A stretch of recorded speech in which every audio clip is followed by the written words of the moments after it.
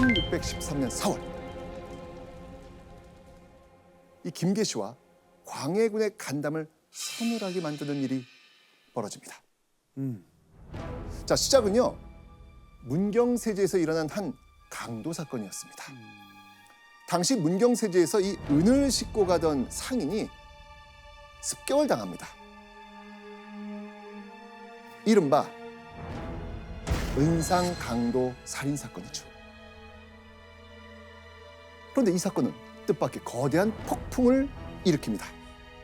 당시 가장 먼저 체포돼서 강도 살인을 고백했던 박응서라는 인물이 있었거든요. 그런데 박응서가 곡중에서 갑자기 광해군에게 이런 상소를 올린 겁니다. 은화를 모아 무사들과 결탁한 다음 반역하려 하였습니다. 오, 영모. 그런데 더 놀라운 건 반역을 통해 왕으로 올리려고 했다는 인물의 정체였습니다. 그 인물이 대체 누구였을까요? 영창대군. 맞습니다. 바로 영창대군이었습니다. 게다가 영창대군을 왕으로 세우고 인목대비에게 수렴청정을 맡기려 했다고도 말합니다. 너무 디테일해요. 너무 디테일해요. 네. 자, 이 박응서의 상소를 본 광해군 어땠을까요? 칼 빼야죠. 영모잖아요. 얼커니. 광해군 좌시하지 않습니다. 화가 머리끝까지 난 광해군은요, 영모의 뿌리 뽑겠다면서 관련자를 싹 잡아들이고 직접 추국에 나섭니다. 자, 그러던 어느 날 쾌투성이된 한 인물이 뜻밖의 이름을 말합니다. 영모의 수장이 영창대군의 외할아버지 김재남이라는 겁니다. 영창대군의 외할아버지면은 이목대비 어머니 아버지. 네, 빼도 박도 못하겠네요. 잡혀온 김재남 손살을 치면서 영모 혐의 부인합니다. 하지만 광해군은요, 김재남의 억울함을 무시하고 계속 옥사를 진행합니다. 선생님, 근데 잡혀온 사람마다 아니라고 계속 하고 있잖아요. 근데 이게 맞는 거예요? 사실 영창대군을 왕위로 올리려고 했다는 박응서의 자백 거짓이었습니다.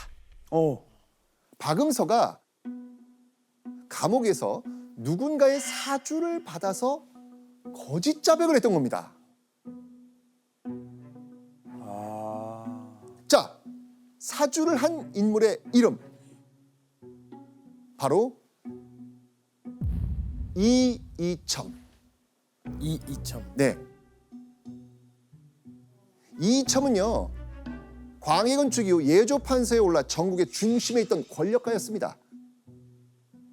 광해군 정권의 핵심 멤버였던 이 이이첨의 제거 대상 1순위 바로 영창대군과 그를 추종하는 세력들이었습니다. 그러던 중에 영창대군 세력을 영모의 배후로 둔갑시킬 수 있는 좋은 기회가 바로 은상강도 살인사건 이거다라고 판단한 거죠. 그리고 궁안에서 이런 이이첨을 보면서 미소 짓고 있는 한 인물이 있었습니다. 누구? 김계시. 김계시. 김계시와 이이첨은요, 뜻이 통하는 아주 끈끈한 관계였습니다. 그들은요, 자신들의 부귀영화를 위해서 처리해야 될 세력이 같았던 겁니다. 동일했네요. 누구겠습니까? 영창대군. 영창대군. 네. 사건이 뜻대로 흘러가니 이 회심의 미소를 지었을 김계시와 이이첨. 반면 영모와 엮이게 된 인목대비의 심정은 또 어땠을까요? 너무 불안하죠. 맞아. 아들도 있고. 집안은 언제 몰락해도 이상할 게 없었고요. 심지어 아들 영창대군의 목숨마저 위험해진 상태입니다. 영모 옥사는 걷잡을 수 없이 커졌고요. 광해군 작심한 듯 관련자 처벌에 박차를 가합니다. 먼저 인목대비의 아버지 김재남에겐 사약을 내립니다. 와, 사약? 네, 인목대비의 어머니 유배, 남자 형제들 고문받다 죽습니다. 그 다음 처벌 대상은 8살 영창대군이었습니다. 광해군은요, 처음엔 어린 대군의 처벌을 앞두고 그를 죽일 수는 없다라고 고민을 합니다. 하지만 이 대신들의 상소에 못 이겨서 영창대군을 폐서인시키고 강화도 교동에 위리안치시킵니다. 그렇게 한 차례 태풍이 휘몰아친 후 상황이 정리되나 했던 그 순간 어느 날 김계시는요, 광해군에게 편지 한 통을 건넵니다. 그런데 그 편지를 본 광해군이요, 부들부들 떱니다. 자, 과연 어떤 내용이 그곳에 적혀 있었을까요?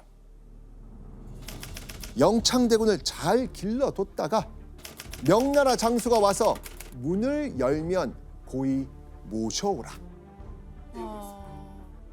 놀랍게도 이건 임목대비전에서 영창대군의 유배지로 몰래 보내려던 밀서였습니다. 근데 선생님 이 밀서인데 어떻게 이게 광해군이 볼 수가 있는 거죠? 그죠? 이것도 그죠? 약간 뭔가 김계시가 연루가 돼가지고 뭔가 시켰다든지 뭐 조작한 게 아닌가. 말이 안 되는 것 같아서. 자, 김계시는요, 영창대군이 유배를 간 뒤에 임목대비전 궁녀에게 몰래 접근을 합니다. 그리고 영창대군에게 안부 편지를 보낼 수 있다고 꼬드기죠. 자, 그 말을 들은 궁녀는요, 이걸 대비전에 알렸고요, 대비전 상궁이 안부 편지를 씁니다. 네. 자, 여러분들, 김계시 손에 들어간 편지, 그 안부 편지 곱게 그대로 전달이 됐을까요? 아니죠. 안부 편지 사이사이에 대비전 상궁이 안 쓴 새로운 내용들이 추가가 됐던 겁니다. 그렇게 안부 편지는 감쪽같이 영모 모의 편지로 탈바꿈되었던 겁니다. 그리고 공교롭게도 편지 사건이 있은 지 약 열흘 후 너무나도 안타까운 소식이 들려옵니다. 바로 영창대군이 뜨거운 방에서 쪄 죽었다는 소식입니다. 뜨거운 방에서. 와, 임목대비는 진짜 미치겠다. 그렇죠. 이렇게. 그렇게 오랜 시간 광해군의 눈에 가셨던 영창대군이 죽으면서 길고 잔인했던 옥사는 마무리되었습니다. 임목대비는 뒤늦게 영창대군이 죽었다는 소식을 듣고 가슴을 쥐어뜯었죠. 선생님, 근데 그 광해군이 임목대비는 왜 처벌 안 해요? 임목대비는 광해군의 어머니잖아요. 친어머니는 아니지만 조선이 어떤 나라입니까? 호의 나라. 그렇죠. 효를 목숨 걸고 지켜야 했던 조선의 왕인 광해군의 입장에선 어머니를 처벌한다? 야, 요거는 어떤 명분에서도 이거 쉬운 일이 아니었던 아닌 거예요. 거죠. 많은 리스크가 어유, 그럼요. 자, 그러면 이런 상황에서 김계시는 영창대군의 죽음으로 모든 게 끝났다고 만족을 했을까요? 임목대비까지 어떻게 좀 맞아. 하려고 했을 것 같아요. 만족하지 않습니다. 김계시는요, 이참에 임목대비의 힘을 완전히 빼놓아야 한다고 생각을 합니다. 자, 그런 김계시와 생각이 통한 것일까요? 마침 임목대비를 아예 패모, 즉 왕의 어머니 자격을 박탈해야 한다고 주장한 이가 있었습니다. 이이첨. 예, 맞습니다. 바로 김계시의 파트너 이이첨. 임목대비를 폐모시켜야 한다고 신하들을 동원해서 청을 올립니다. 하지만 어머니를 폐위시킨다는 부담에 이 광해군은 쉽게 결단을 내리지는 못합니다. 그렇게 5년이 지나갔습니다. 1618년 다시 폐모론이 대두가 됩니다. 그제서야 광해군은 이런 명을 내립니다. 지금 이후로는 서궁으로만 칭하고 대비라 칭하지 말라. 공식적으로 대비에서 패하고 서궁, 지금의 덕 특수궁의 가두라는 명, 바로 서궁유패였습니다. 조선 500년 역사상 유일무이하게 동생을 죽이고 어머니를 패한 패모살제를 저지른 그 왕이 바로 광해군입니다. 그리고 광해군이 패모살제를 하기까지 그 막후에서 판을 짠 사람, 광해군이 가장 총애한 김계시였습니다. 그런데 이때 김계시가 궁녀로선 상상을 초월한 일까지 서슴없이 한다는 이야기가 쫙 퍼집니다. 주상전하의 속내가 궁금하면 김상궁에게 물어보면 된다고 하더이다.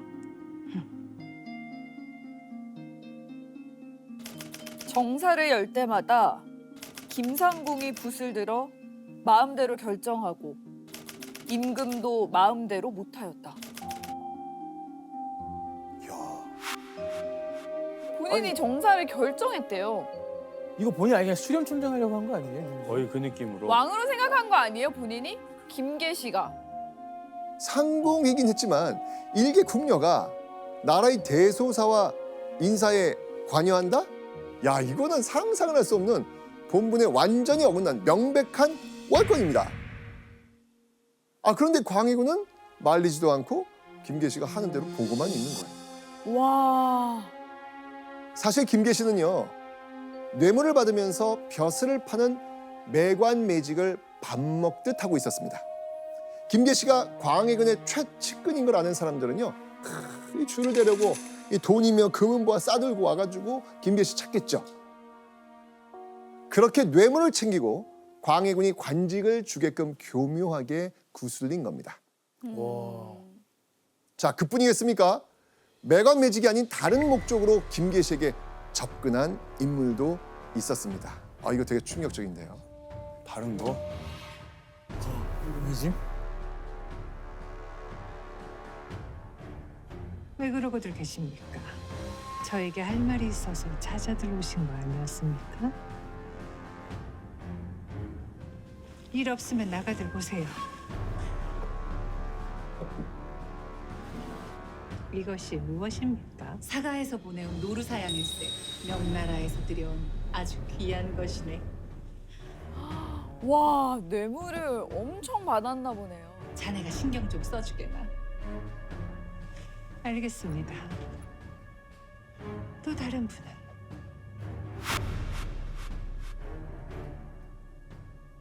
왜 여인들이 바치지?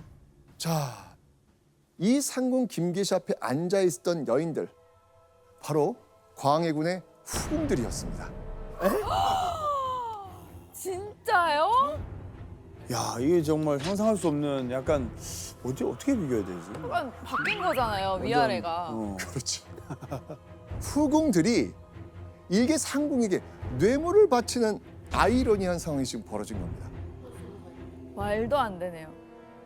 자, 상궁보다 훨씬 지체가 높은 후궁들은 대체 왜 김계시에게 이렇게 뇌물을 바쳤을까요? 왜? 광해군한테 나중 한번 만나게 해달라고 이렇게. 그러니까. 맞아요. 결정적인 이유. 김계시가 광해군의 동침 상대까지 결정을 했거든요. 와. 후궁 그 선택되는. 순서를 뭐 정하고 그랬나 보네. 김계시에게 재물을 많이 바칠수록 광해군과 잠자리를 할 가능성 높아지는 겁니다. 1622년 12월 신하들이 광해군에게 강한 어조로 말합니다. 이 귀와 김자점이 음모를 꾸미고 있습니다. 대비하셔야 합니다.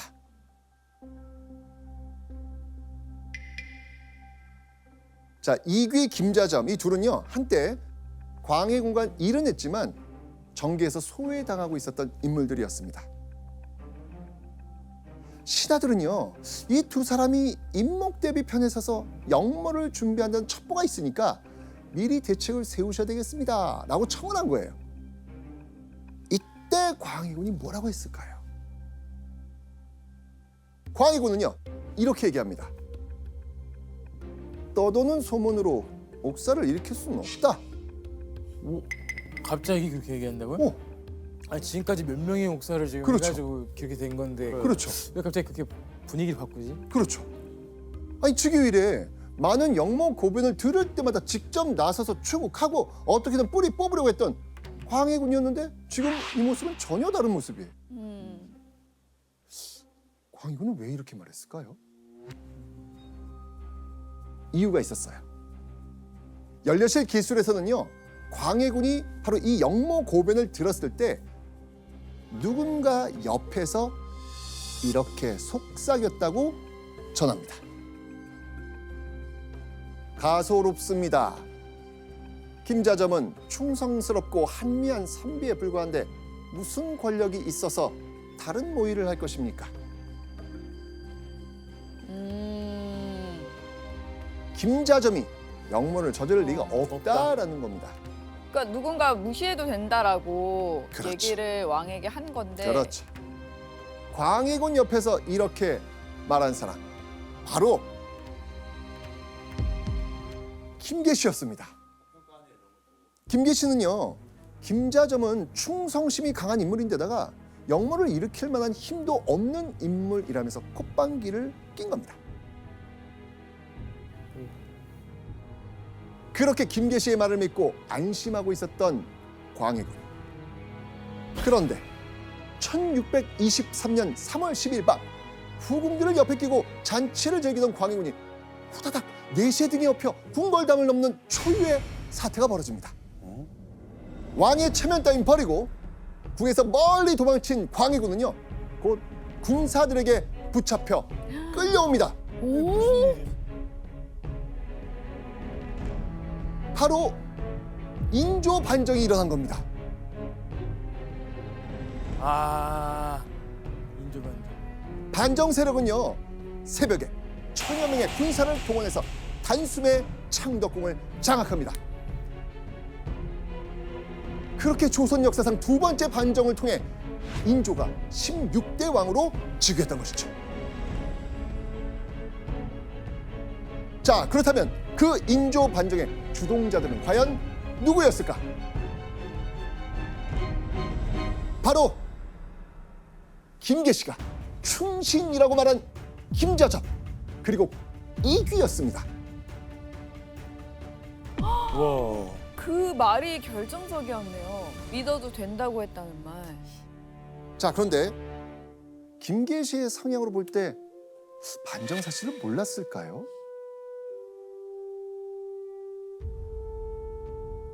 그러니까 여러 기록을 볼 때 김계시는 이미 반란군과 연결돼 있었던 것으로 보입니다. 반란이 일어나는 게 기정사실인 상황에서 자신의 살 길을 모색했던 것으로 보여지고, 반란이 일어나더라도 광해군의 눈과 귀를 가려줬으니까 자신을 죽이지 않으리라고 생각을 했던 거지요. 광해군의 눈과 귀를 막았던 김계시는 또다시 승승장구하면서 화려한 궁궐 생활을 이어나갈 수 있었을까요? 김계시는 보통 사람이 아니에요. 그 사람은. 예. 반정 당일 김계시는 반정군에 붙잡혀 직결 처형됩니다. 와 직결돼요? 네. 아 진짜요? 진짜 김계시 맞아요? 다른 사람 아니고? 아닌데. 아이러니하게도 반정 세력의 첫 번째 척결 대상 김계시였습니다. 반정군은요, 김계시를 살려줄 마음이 손톱만큼도 없었습니다. 왜냐하면 반정 세력 뒤에 김계시에게 이를 갈고 있는 사람이 있었거든요.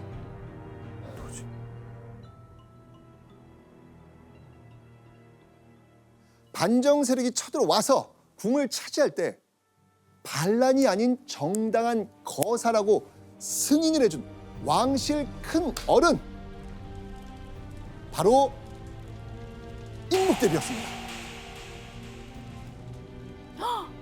그렇게 광해군의 최측근이자 나는 새도 떨어뜨릴 권력을 가졌던 김계시는 비참한 몰락을 맞이하고 말았습니다.